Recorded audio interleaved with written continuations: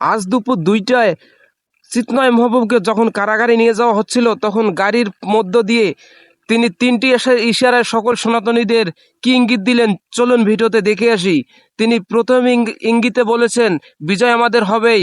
আঙ্গুলের ইশারায় ভি চিহ্ন লিখে সকল সনাতনীদের জাগিয়ে তোলার আহ্বান জানিয়েছেন।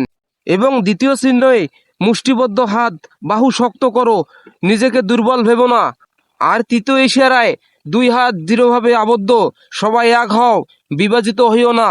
এই 3টি ইঙ্গিত দিয়েছেন চিন্ময় মহাপ্রভু। তো সকলকে একজোট হয়ে এটার মোকাবেলা করার জন্য আহ্বান জানিয়েছে।